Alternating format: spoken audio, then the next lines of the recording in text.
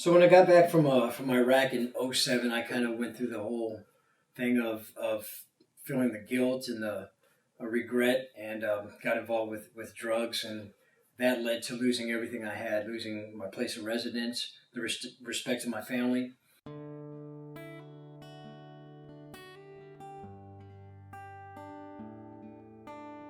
In the last 13 years, I've probably been in 5 different states, and I had this pattern of I get to a new state like Houston, Texas, get a job, do really well, find drugs, relapse, and lose everything. And then I'd move on to Kentucky, do the same pattern all over again. And from there, I went to Virginia. I OD'd 3 times. And then from there, back to Houston, then South Carolina, where I was arrested for the last time. So,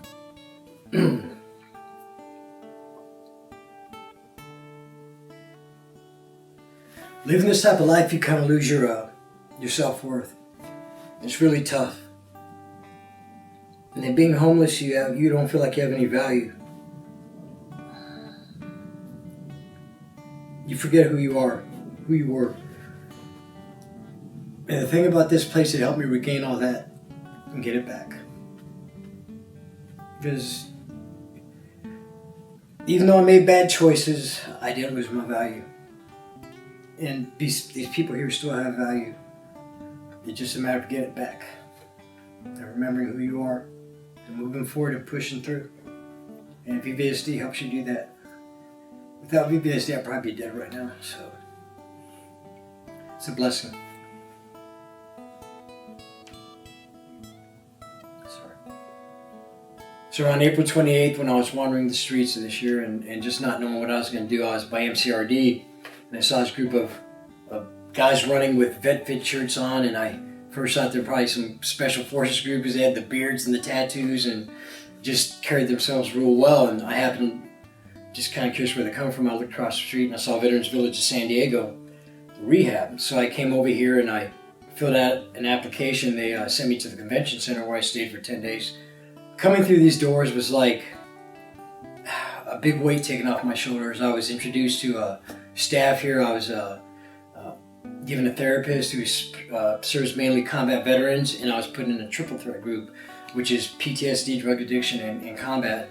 And and the thing they say here when you first get here is welcome home. And I did feel like I was at home. These are guys that did the same thing I did, experienced the same things, and were a support element.